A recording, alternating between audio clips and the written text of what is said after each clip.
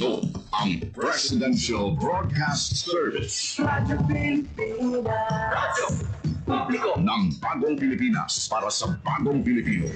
Naghahatid ng mahalagang balita at impormasyon na guugnay ng pamahalaan sa sambayanan. Sulay sa himpapawid ng serbisyo publiko. Radyo Pilipinas. Radyo Publiko. Ang boses ng Pangulo sa Iloilo. Radyo Pilipinas. 585 AM. Philippine Standard Time, alas 9:08.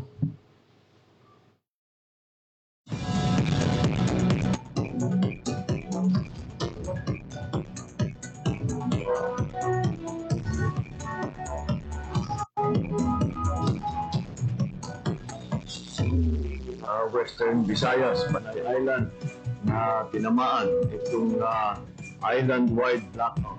Ang pagsulod muli sa mga ating watershed. Pinaka-call po sa naging para sa operation natin. We have that in collaboration with the department. I am again standing up. Matiktahan ang ilang freedom of expression. Office of Civil Defense naman po. Balita, issue, kag iban pa. Diri sa Radyo Pilipinas. Radyo Publiko.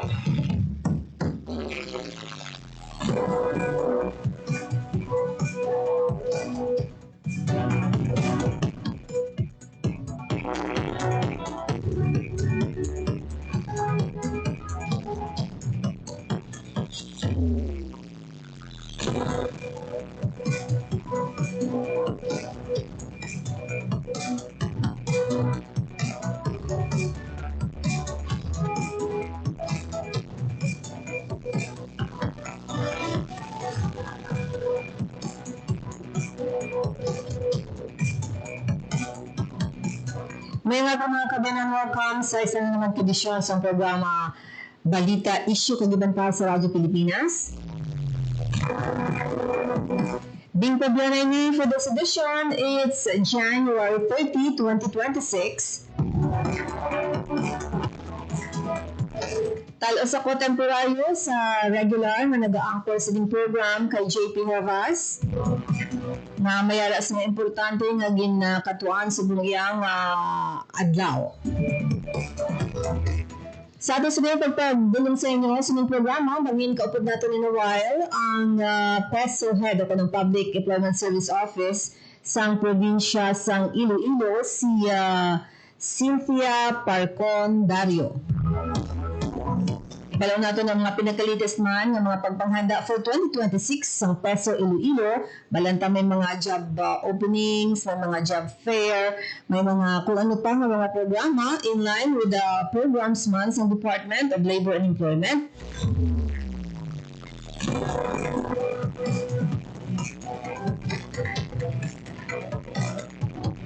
And iban pa nga mga balita nagapanabo for this past days mga kabyanan kag sa mga gina-foresee nato ng mga aktibidad man o mga programa na iputuman for Iloilo City and the whole of Western Visayas.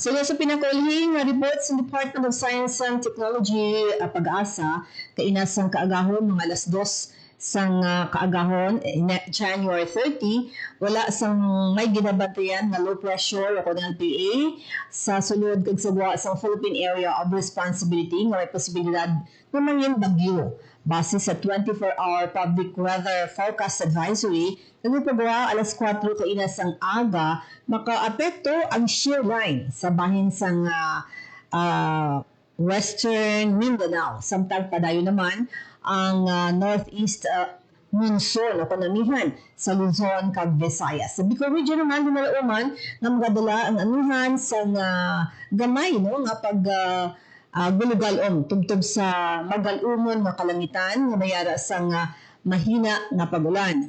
Gina-advise ang publiko nga magapabilin alerto sa padayon nga makagpadayon ng banday sa mga masunod nga abiso gikan sa Department of Science and Technology Pag-asa. Pwede man mabisitahan ang lasang Facebook page, no? Ang official Facebook page sang DOST Pag-asa para sa iban pa nga mga detalye.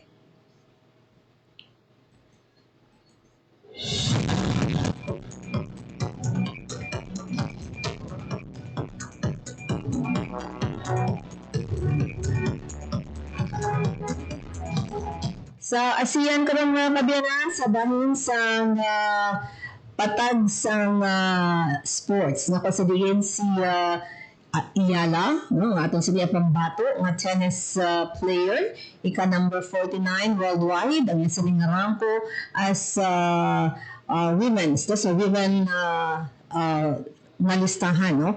Ang nag-quarterfinals lang sang kahapon sa iya nga pag-depensa kung tani, no? Nga makasulod sa finals, pero na siya na pierde, no? 4-6 no? 4-6 ang iya nga score, no? So sa mga sudi ang mga hampang mga kabiyanan ang ginabatayan gid sa mga Filipino community kung diin man siya nga pungsod, particular sa Australia, mga kasi din madamo dito nga mga Pinoy na naggabantay gid, no, nagtanaw sa iya nga hampang. Ang Philippine Women's Tennis, mga kabiyanan, ang balantayin man ang final sini later on.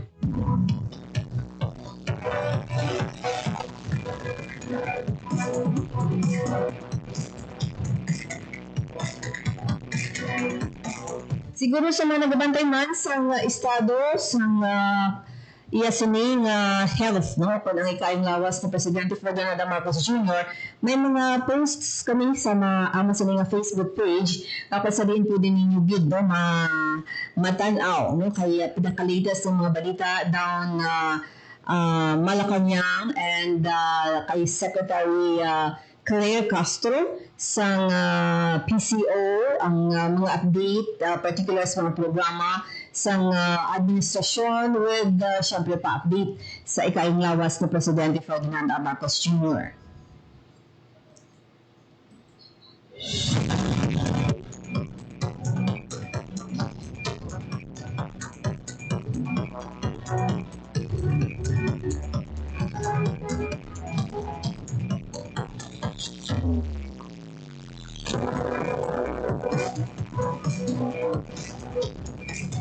Dugang pa sa ato sa mga balita, ginbato naman ni Presidente Ferdinand Marcos Jr.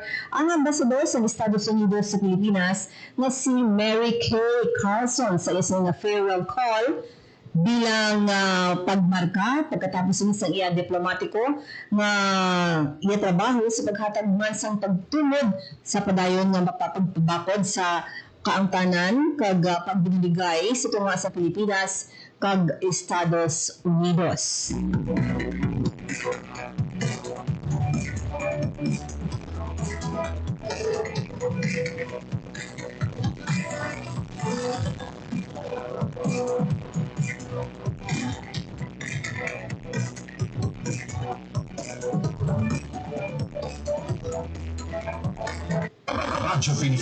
Radyo Pilipinas Report. Philippine Standard Time, it's 9:16 mga kabiyanan sa inyong bahin, magabaton kita report. Outside sa field din mga kapag sa Bright mga kabiyanan, magabaton kita from Iloilo, ang farm school. Kapag sa PNP ang pinatutupan man sa katuliyang administrasyon sa ilalim ng Presidente Ferdinand Marcos Jr. Ang pagpapakong bid sa mga mangungunawa sa pagpapakong sa mga programs may kantanan sa agrikultura para makabulig man sa mga ato sa iya mga mangungunawa. Radyo Pilipinas Report. May kantanan silang report. Yan si Hope Torchante sa dugang ng mga detalye. Hope, good morning! Good morning, is being underscore or kundi highlight no ni Iloilo Governor Arturo Defensor Jr. ang sitwasyon sa sektor sa agrikultura bilang isa ka importante nga puwersa sa pagpadalagan sa ekonomiya kag turismo sa pungsod sa giniwat no nga inaugurasyon sa farmhouse sa Hayobo Farm School sa Banwa sang Lambunaw. So ang pasilidad nga nagabalor 5 million pesos ginpondohan sa provincial government pinaagi sa Provincial School Board Special Education Fund. So ini ang magahatag sang espasyo para sa integrated learning kag hands-on nga training sa mga estudyante sa crop production kag animal husbandry. So no kay Governor Defensor luyag niya no nga mangin nagapanguna o nagalid ang Hayobo Farm School sa pag-motivate sa mga Ilonggo nga kabataan nga sundon o kung magsulod no sa agrikultura kag hindi ini pagpabayan. So sila gani ni Governor Defensor gusto sang provincial government no nga manging sentro sa turismo sa probinsya ang food industry sa ibalong sang foodie friendly program no sa provincial government kag ang Hayobo Farm School ang magalid no sa paghatag sang pagkaon para sa turismo. So pinaagi sa paghatag sang modern facility sa mga estudyante, luyag man no sa provincial government nga itanom sa ila ang importansya sang agrikultura sa pagpabilin sang or pagpabaskog sang ekonomiya kag turismo. Siling gani ni Governor Defensor sa iyang speech kahapon Miss Bing no, sang una ginahambalang agriculture lang pero patpat ni Governor Defensor na dapat agriculture did kay ang agrikultura isa ka importante nga sektor no sa pungsod Pilipinas. So ginpasalamatan ni Hayobo Farm School Principal Russell Hasilan ang provincial government sa paghatag sang facility nga nagabulig sa ila no mangin model farm school sa bugos nga pungsod Pilipinas. Kay ang Hayobo Farm School Miss Bing no ang isa lang sa 21 ka farm school sa pungsod Pilipinas kag isa sa duha ka farm school sa Iloilo kung sa diin ang isa pa nahamtang no sa banwasang San Joaquin. So kumbaga may sila sa maayong reputation bilang model no farm school kay ginakatuan ini siya sa mga nagkalain-lain nga mga eskwelahan halimpa no sa South Cotabato, Masbate City or Masbate Province kag Ormoc City para sa benchmarking. So ini no ang dugang development sa Kapitolyo Provincial Miss Bing. Duyog ko man paon bala ang ginhambal ni Geniel Dinurito ang Assistant Secretary sa Department of Agrarian Reform nga kinahanglan ta hope ang doktor no kinahanglan ta ang nurse kinahanglan ta ang iba ng mga professionals pero mas kinahanglan naton ang mga mamuma because we need them 3 times a day. Di ba? Nagkakaon ta po. Yes, oo. Panyapon so mga farmers natin. So ang programa sa provincial government na enhance lugang no, nagabuligid sa mga farmers natin sa mga programs nila kag promote sa turismo sa probinsya kay tuod na ang iyang di ba ang mantra sa province fun foodie friendly. Yes, oo, ang iyang tourism mantra ng fun foodie friendly which that's right Miss Bing no. Sakto man si Governor Defensor na dapat agriculture gyud kay ang aton nga mga manguma ang naga-provide no sang food sa aton nga table, sa aton nga lamesa. So kung di naton pagkatagan sang importansya maamat-amat nubo no ang aton nga numero sa mga farmers kag especially ang Iloilo Province Miss Bing no kilala sa pagpatubas sang palay. So hopefully magsige-sige no ang ini nga programa especially ang sektor sa agrikultura sa province of Iloilo and gin-highlight man no ni Governor Defensor na nag-commit siya to provide additional funds para naman sa concreting no o kung pagpasemento sa mga dalan halin sa main school padulong sa farmhouse para ma-provide sa conducive no na learning environment sa mga estudyante. So dako naman ining improvement no sa Hayobo Farm School dira sa Mayaban wasang Lambunaw, especially duha pa lang ang may farm school kita diri sa province Miss Bing no, isa sa San Joaquin and isa sa Banwasang Lambunaw. So na-sustain nila no ang mga areas na ginahatagan sa mga program gina-prioritize actually sa probinsya no sa idalom ni Governor Defensor sa tani ma-sustain kag ang purpose nila ng goal na mas mapanami no makapa-attract sa mga pumuluyo o mga locals and foreigners, di ba? Kag tani madugangan pa Miss Bing, no, ang mga farm schools diri sa province of Iloilo, i-check natin te may press conference pa man si Governor Defensor kung bala may mga gina-target pa sila no nga mga additional farm schools diri sa kabanwahanan sa probinsya sang Iloilo. Okay. Para sa Bagong Pilipinas, Ruth Trichante, Radyo Pilipinas, Radyo Publiko. Thank you very much, Attorney Hope Tuichante.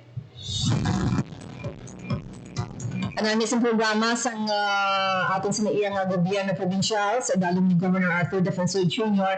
Kag siyempre pa sa from the Department of Agriculture, Department of Tourism, Department of Agrarian Reform, ini nga mga areas na kasadiin, may mga matahong mga program na dapat i-sustain, no? Kaya na ginahinaburahan, ginahatagan prioritize, o gina-priority, no? Ang ina nga mga programa. So hopefully masustain sa mga ara sa pwesto sa mga area mentioned, no, kung sa diin makabuligid enhance sa mga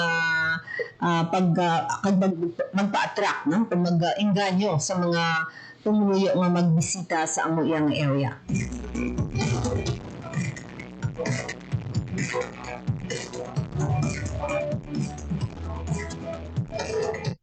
Radyo Pilipinas Report. Philippine Standard Time, it's 9:24 mga kabyanan sa ato sa iyang pagpangalaga din sa programa Balita Issue Kagiban pa sa Radyo Pilipinas. Sa iningabahan yun, baliw natin ang update, no? Ay kahapon napuhag ang mga pasahero sa Iloilo Airport. Nga kasi diin, may isa na pasahero na nagdala, nadakpan, may ara sa mga kutsilyo, no? Sa screening, sa second floor na. Nga kasi diin, nagpanghana pa, magsaruso sa mga kapulisan natin. So, ibalong tayo ng mga detalye.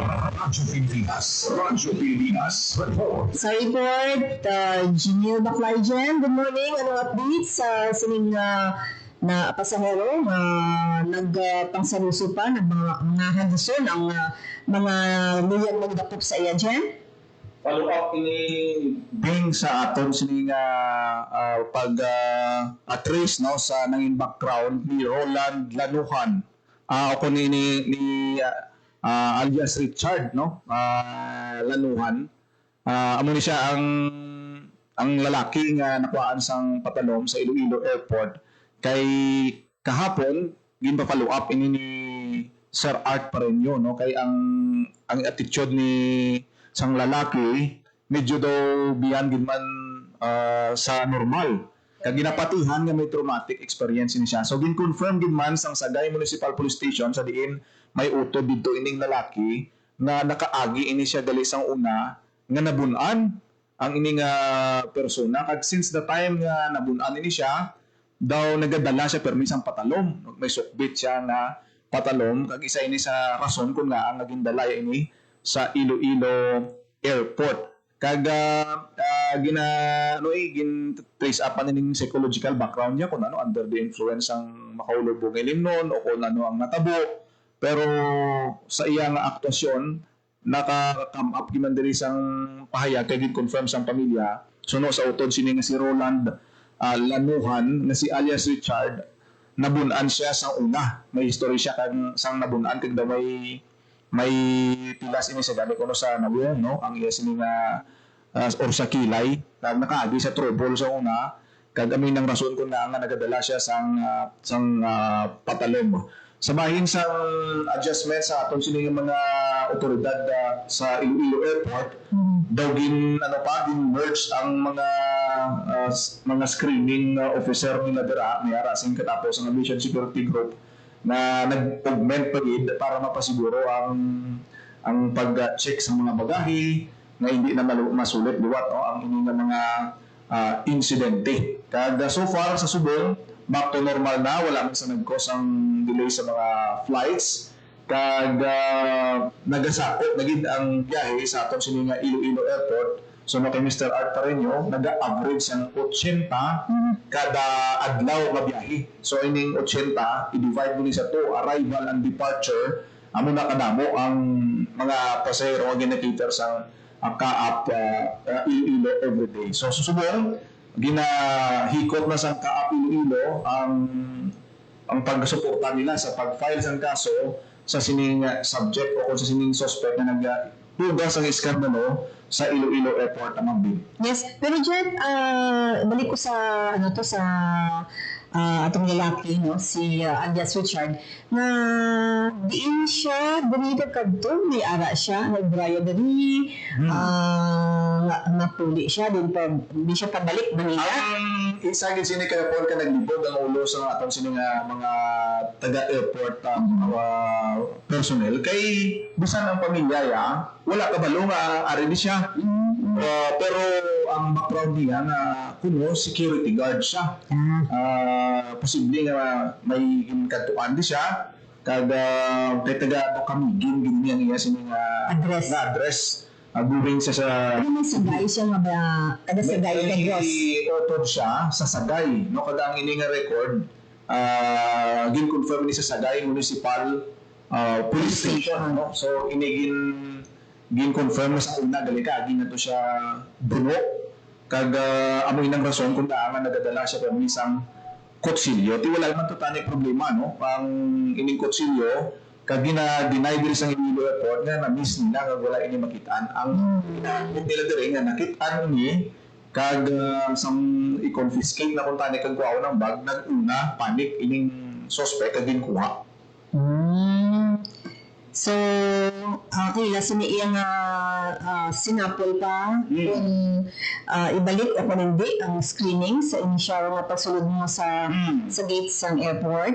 So ina na concern iya ina sang central office na sang DOTR sa part sang aton sining tagdumanan sang Iloilo Airport. Sang una gin-recommend ina nga ibutang dira sa may pre-screening area, no? Pasulod pa lang may sang screening. Hindi mo tang ba dyan ang pre-screening sa panangin ng machine nga na, di ba, uso siya to ang bala, kanang bala, di ba? So, ano ng purpose? So, makita natin gani ang mga maleta, balangin na putos ng plastic. Nagputos ng plastic pero hindi mo na sudlan sang if ever, no? So, okay, ang implementasyon sila, almost all airport kung magpapalidalam sa magpapanawag mo ang DOTR, ginasunod ina, no? So, nasa memo, dili hindi ka resist ang Iloilo Airport, hindi sila maka-deny kung ina siya dinando kaya siya nasa nagigad yung kantuan din na mismo sang duwa ka tiglikom sang DOTR before transition, no? Si Secretary Lopez kag si Secretary Vince Dizon, no? Gin follow up na kuhaon ina kay nagano siya nag-cause ng traffic kag ang pasahero delay kag ang ilang scanning machine accurate man lang sila ni Sir Art Pareño. Pinagani ka screen may ara sa baggage mo kag ang hand carry. So amo na nga gina-emphasize ang taga Iloilo Airport nga may ara sing hand carry kag sa baggage. So kung isa kon ang hand carry ginabit mo ginasikyan natin bawal ginaya ang any printed materials. Yes. Kaya nagagawa na sa screen automatic na yon na ma-detect, no? Gina-rewind gina-tanawang tanan nga anggulo sa imo sa mga kay grabe na accuracy sang scanner nila. So hindi ka gina maka-deny wala. Kay kitaan gina ang forma sang patalon kag ano to dira ang mga loaded weapons pagsulod mo sa Iloilo Airport. Okay. Amo na madulong naton nga update may kangganan sa follow-up sa mga insidente nga natabo sa Iloilo Airport kag sa background man sang sining suspect. Para sa Bagong Pilipinas, Junior Baclay, Radyo Pilipinas, Radyo Publiko. Thank you very much, Junior Baclay, mga kabiyanan, sa detalles ang background sang lalaki, no? Nadakpan may ara sang patalong sa iya siniya pag sunod sa Iloilo Airport.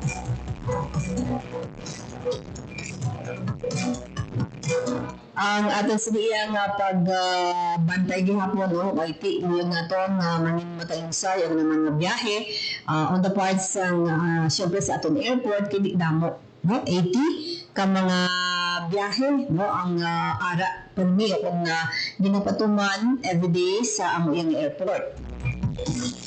pagbalantad ang iniga padulungan sa Iloilo kung may mga events, may mga ara sang festivals na ginahiwat mga kaabyanan.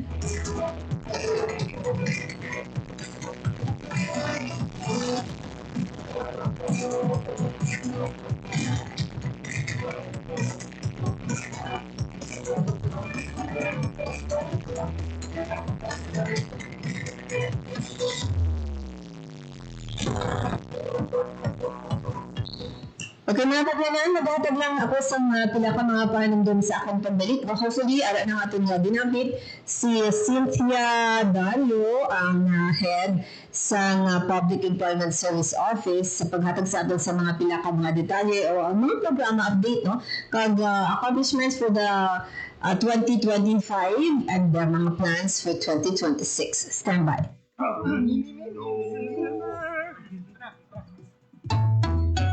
Ang sumitsip ay bam-bam-bam, ang sumipol ay bam-bum-bam. Ang babae sa lansangan, huwag militan kundi galang. Pare, ang catcalling ay isang uri ng sexual harassment. Di biro ang sexual harassment at di nakakamacho ang pang-aabuso. Huwag militan kundi galang. Isang paalala mula sa Philippine Commission on Women at panghimpilang ito. Wow! Ang daming ilaw! Ang kikinang! Ang liwanag! Naku po ma'am, ito bagong dating, napakaganda, bago at napakalakas. Ho, ho, ho, yeah! Bago bumili ng bumbilya o kahit anong palamuti, siguraduhin may PS, Philippine Standard o ICC Import Commodity Clearance stickers ang mga ito. Ang mga ito ay senyales na tama at nasa magandang kondisyon ang mga gagamiting ilaw o device. Makakasiguro kang ligtas ito at tama ang makukonsumong kuryente. Walang overheating, walang overcharging. Laging tandaan, sa pagkonsumo ng kuryente, you have the power. Thank you! Thank you! Tinipid na ang bill ko. Thank you! Para sa karagdagang impormasyon at energy-saving tips, hanapin ang Department of Energy sa Facebook o bisitahin ang doe.gov.ph. This is a public service announcement by the Department of Energy in partnership with the Presidential Communications Office and Radyo Pilipinas.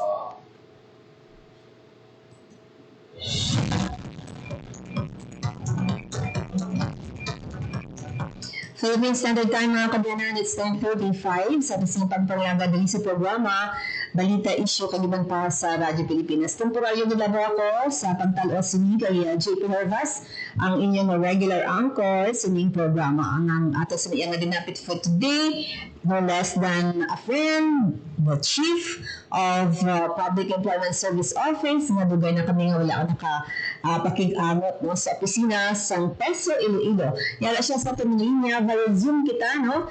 Kay Miss Cynthia Parcondayo. Cynth, good morning! Ang ating sininga pakig-amot. Yes, Cynth, good morning! How are you? Happy New Year! Maayong aga, Mambing. Kag maayong aga sa tanan nga nagapamati, no? Kag nagasunod gyud sa inyong programa, Balita Issue kag ibanta diri sa Radyo Pilipinas. It's been a long while, no? Wala na gyud kita Yes. Sana katulingan to be back again. Yes. So, I know bago ka lang sa kapakig-angon kay Governor Defensor, is there anything update ang mga programs ng PESO for this year? And mabago ako pag pumangkot actually sa imo, Miss Cynth, no? And the accomplishment, no doubt about the accomplishment, no, for the 2025. Iti with high colors, the like sa mga department heads dira sa Kapitolyo Provincial, ang PESO nagapangibabang din pirmi, may mga awards, may mga tanan, no, as head sang ikaw na daw dira sa may PESO Iloilo. Pero for 2026, particular man ng mga programs ang inyo siniiyang on the line for the first 3 months. Ano ang mga ipatuman sa PESO Iloilo? First, Mambing, no, ginakalipay ko gid nga ang Public Employment Service Office for the year 2025, no, kita ang nangin office nga naging best performing office among all the offices in the Iloilo Provincial Government, including our district hospitals, which was awarded last December 17, no, ang ining ang ini nga bugal no gina-share ko gid sa tanan, and we are happy. Of course, my whole team, the Peso team, is very happy, and we are proud na maintain namon ang amon nga award being the best performing office in the Iloilo Provincial Government. So with this, no, pasalamat man ako because sa kadamuon sa amon ng mga programa, kutob sa mga OFW, out of school youth, ang ating nga mga youth, and of course, nalain-lain nga mga stakeholders, partners namon. So gina-offer din namon no, ang amon nga success sa amon nga mga partners, and of course, labi na gid sa inyo, no, Ma'am Ding, no, without your support, the media personnel, hindi man namon na-achieve ang amon nga objective. So, you are a part of this accomplishment sa Public Employment Service Office. Yes, congratulations mga Permis ang Peso at ibang pa ng mga department sa province of Iloilo nag-excel gid sa bisan ano nga mga ikumparar nga mga iban nga mga departments sa anuman sa mga LGU. Yes. So anong for 2026 anong mga in store ng mga programs? For 2026, of course, damo kita sa programa gihapon, ni ara kita ng mga initiative programs, ni ara kita ng mga localized programs, and of course, ni ara man kita ng mga bago pagid na programa nga iga-implementar sa mga tuig. First is, of course, ang amon nga program for the youth, ang ato nga special program for employment of students, wherein gina-implement natin ini nga may DOLE counterpart, and at the same time, ni ara gid kita ya nga 100% IPG funded because si Governor very supportive gid para sa mga programa natin sa kabataan. And secondly, may ara kita nga provincial internship program wherein ini para man sa mga kabataan. Kag ang manami si Ma'am Bing is once na na-deploy sila sa nalain-lain ng mga LGUs, ang outcome, kay since na na-discover sa atong mga LGUs, ang mga different skill sets sa mga kabataan, gina-absorb na ini sila mismo sa atong mga LGUs. So, ang advantage is, instead of sila ang magsweldo, the Iloilo Provincial Government ang nagasweldo sa ila while ginaharness sila in order to become active labor force ng society. And may ara pagid kita nga cash for work, nga programa lain ginahatag na naton ini sa mga LGU. So ang initanan ng mga programa ang aton nga constituents divide naton or gina-allocate naton sa aton nga mga kabanwahanan wherein kapasalamat gid sini ang aton nga mga local chief executives kay because may ana gid kita nga 100% funding nga gina-provide sang Iloilo Provincial Government. And also ang isa pa gid kadako namon nga nga obra is of course ang para sa mga OFWs nato wherein may ara kita nga Overseas Filipinos Migration and Development Center nga naga-cater sa nalain-lain nga programa para sa aton mga OFWs. Kay piambal ni God, we are ang Peso kuno are the little OWA, the little BMW, and of course the little DFA. So if and when may mga OFWs who are in distress na magkanto mismo sa mga national government agencies para maka-avail sa ilang mga programa, right there, ginahambalan man sila nga magkanto diri sa aton kay because may ara man kita nga mga programa nga para sa aton nga mga OFWs. Of course, subject ini siya sa mga requirements and qualifications. Kag kapasalamat man kita kay because ang aton nga OFMDC which was sponsored by board member Ruby Distura in 2019 nagasaka ang aton nga ginabuligan every year. Of course, there is a positive and negative, no? Kaya kung maghambal nga damo ang nagakanto sa aton, meaning damo ng mga OFWs ang in distress. But on the other side, damo man ang mabuligan naton because na-maintain or na-sustain naton ang hindi nga mga programa through the years. Kaya of course, ginasuportaran kit sa atong gobernador ni Gov. Toto. Ang word na ginahulat ko bila missing masustain naton. So meaning sustain the mga programs nga na and with the help syempre sa suporta sa pamunuan no sa LGU province sa Iloilo ni Governor Defensor to sustain gid ining mga programs you've mentioned Miss Cynth.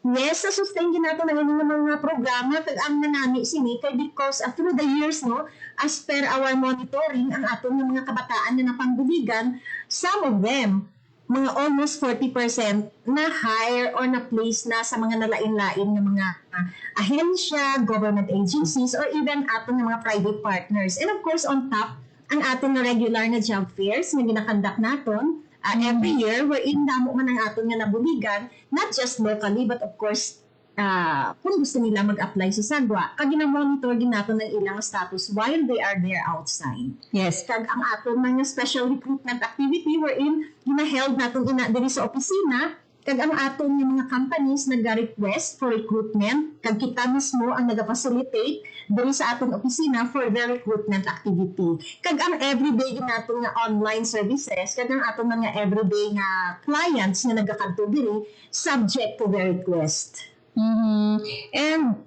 talking of job fair, for this year, I know may game plan na ikaw na for 2026 and or roadmap for 2026. So, bali, pila ka mga job fair, is it the same as last year or dugang-dugangan?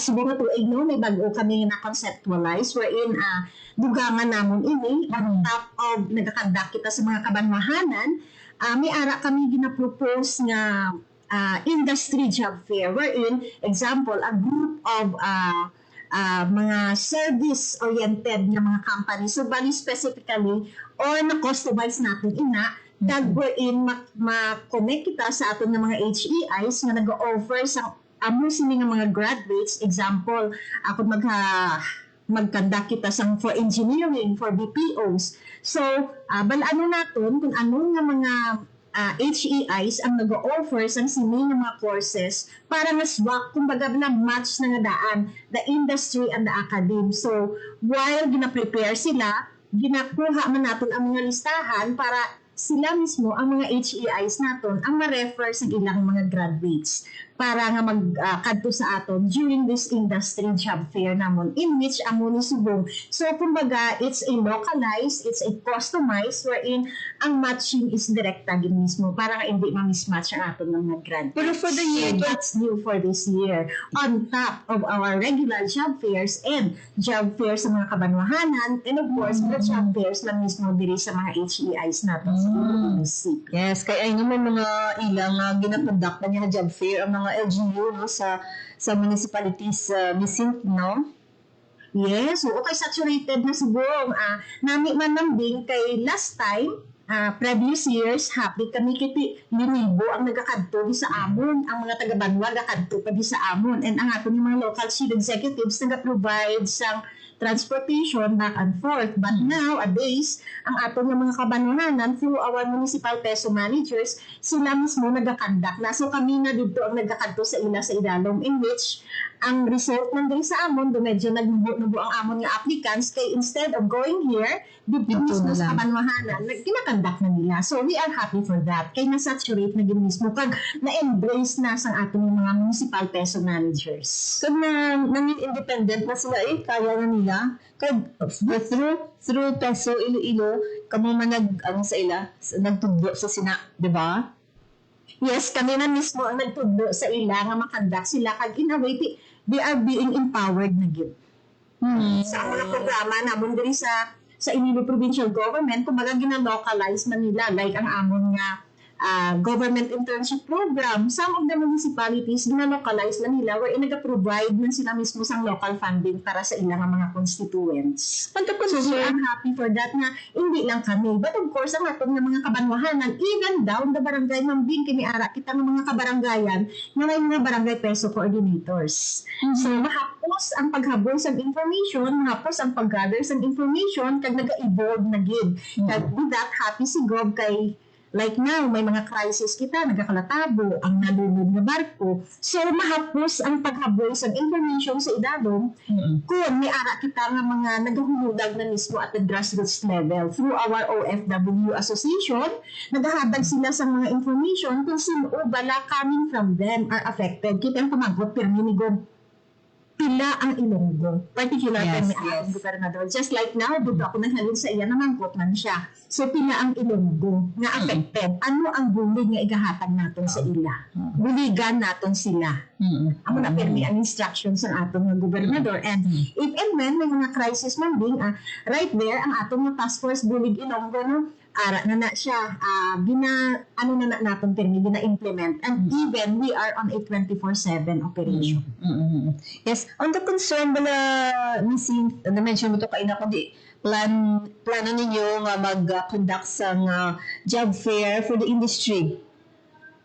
Yes. So, oo. And ang pagsulbar sinang mismatch, no? Amo nang isa sa mga tinutuyo sina Amo na partner with ang subong amo nang aton nga challenge subong. Oo. Kay because some of the graduates nagaobra sila hindi man align sa natapusan nila, only to realize nga ay amo ni galing obrahon ko, amo ni tinapusan ko, but ang natupan ko nga obra is hindi man align sa akon nga tinapusan. And with that, ang sabat namon sina mambing may ara kami nga career development support program. Wherein, ginakandak na namon ini sa mga kabanwahanan, sa mga secondary school, senior high school, and even sa mga graduates for them to be assisted.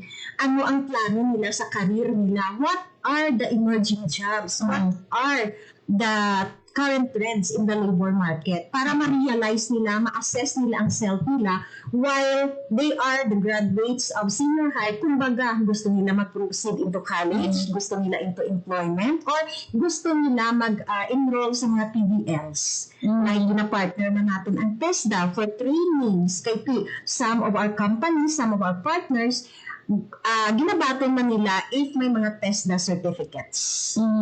So, ano masunod man ang mga nag-graduate sa senior high school, no? Kay doon mo nang tinutuyo man na pwede sila mabaton sa mga sa mga trabaho nga ara dira nga gina-offer, for example. So, ang mga concern na sa bahin sa mga graduates sa senior high school, Miss Sins, ano naman ang inyong pagsabat? Sa bahin sa senior high, no, kay ni ara kita subong ko ano nga tracks ang ilang gina-take. Then, kung ano nga track ang ilang na-take as of now, gina-guide naton sila kung ano nga mga possible courses ang align sa track na nag-graduate nila. So, amo nang aton nga sabat dira. So, like for example, kung ara sila sa TVL, some of the TVLs, gusto nila mangin skilled workers. Skilled workers na usually kung TVL track ang nga natapusan for senior high. So, we have companies who offer skilled positions aligned with the TVL tracks na graduate of senior high school. But ang senior high school, may option kami sila mambing if they want to proceed to TVL tracks or TVL na mga courses or they want to have employment. But medyo nakasubo ko man nga sa subong ang aton ng mga employers naga-feedback na even nga ang isa ka purpose ka senior high school is employability, but do hindi pag employed ready ang aton ng mga senior high school graduates. That's why they opt nga mag-proceed sa ilang college degree pagid. Kaya even graduates sila senior high, but ang mga companies naton, even baggers, ginagpili nila gihapon nga college graduate. So, kumbaga duwa ay nato na attain ang objectives sa senior high as to employability because they still lack the skills they needed for employment. So, amo ina subong ang current nga nga update as to employability of senior high graduates. Yes, kadto naman ko sa OFW, you mentioned sa siyempre pa assistance, permi nga tutukan man ni Governor Defensor sa mga OFW naton sa Gwa, no? So, sa kabilugan misin, bali may pila ka sa inyong record, may pila ka mga OFW nga ada sa Gwa from the province of Iloilo.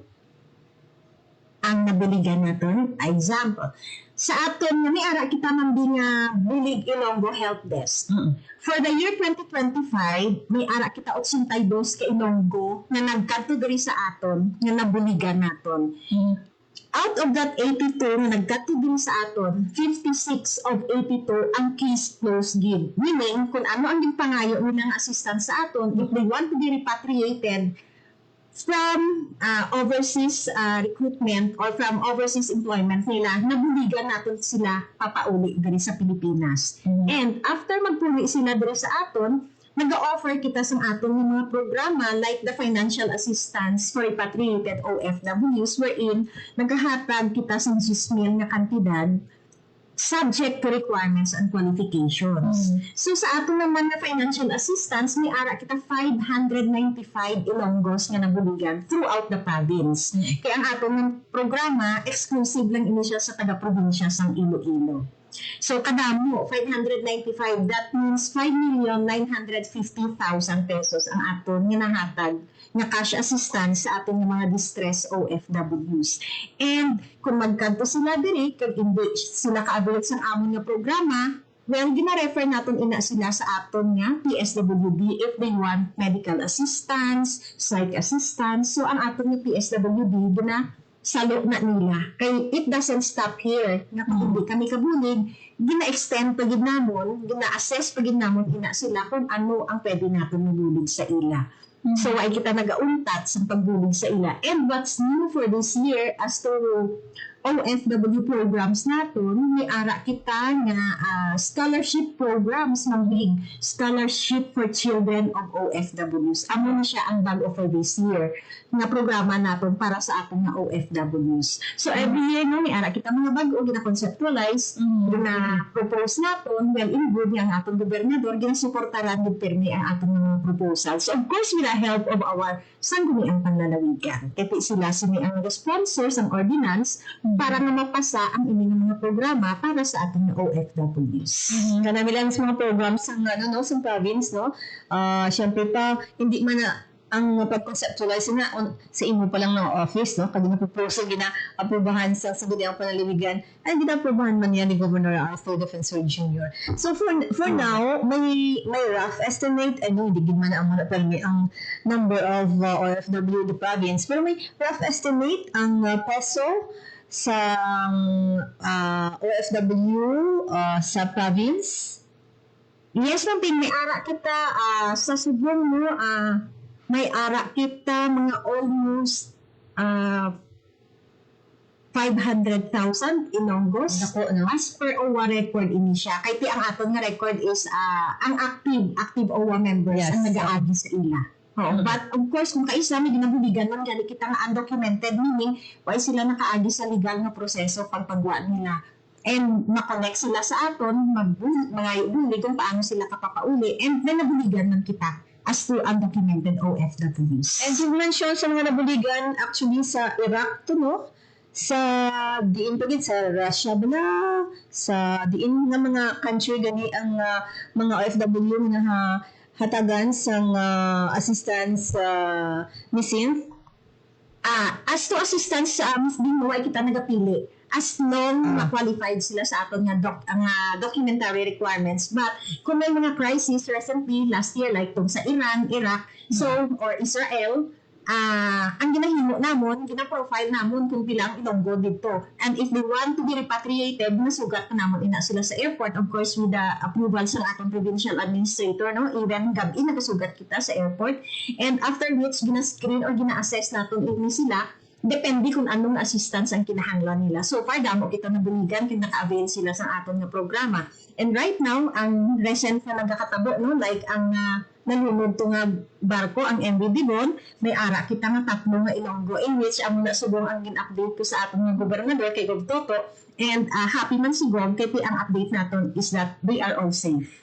Kaya pero ginalantahon natin pila ang Ilonggo dito. And with regard naman to sa local natin nga crisis atong sa Basilan, may ara kita nga duha nga Ilonggo dito. So far ang duha Ilonggo safe pa man kay ginabulat man naton nga magkadto ang mga kings nila diri sa aton in order for us to assist kag makahatag kita sa assistance sa ila. Okay. Kaya hambaligod buligan ta sila. Basta Ilonggo buligan naton. Tangitaan naton medyos nga mabuligan sila. And even way back in 2020, no, sang time na to gani, may isa ka barko man nga nalunod, ang atong gobernador naghatag man sang financial assistance sa mga asawa sa tong sunken vessel na nagkalamatay dito sa tong atong nga mga seafarers. Yes, congratulations, give me Sint. Wala na pa sa oras na mabigin sa akong program and pakigamot liwat sa imo ang Radyo Pilipinas as always, very accommodating ikaw. And thank you, Gid, so much in mga panahon diri sa Radyo Pilipinas. Matawag lang man ako liwat sa imo ni Sint. Thank you man namin. Thank you sa kahigayunan ginhatag mo sa aton. Of course, tanan nga programa namon under the banner sa aton nga gobernador no sa iya nga mantra, which is the more progress, a movement for a robust, progressive, globally competitive and resilient province of Iloilo. And of course, ginasuportaran man kita permis ang aton isang ang panlalawigan, of course, pangunahan sa aton nga Vice Governor ni Vice Gov Adubuque and all the sangguniang panlalawigan members. We are so thankful because both the executive and the legislative are always supportive of the proposals na ginahimo sang aton nga opisina. So, salamat na ayong Adams Bing and of course, sa tanan mga nagapamati kang nag-view sa inyong programa sa Radyo Pilipinas. Thank you very much. Yung mga pabyanan, si Miss Cynthia Parcon Dario, ang head sa Public Employment Service Office. And thank you, Gid, very much.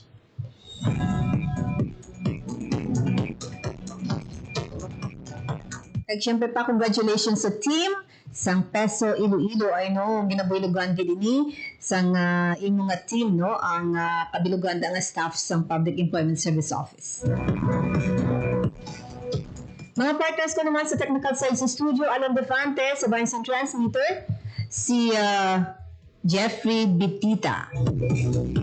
Sa ngalan naman ni JP Hervas, ang regular anchor sa inyong programa. Ako naman si Bing Pabiona, Pilipinas. Salamat! Kag maayong aga.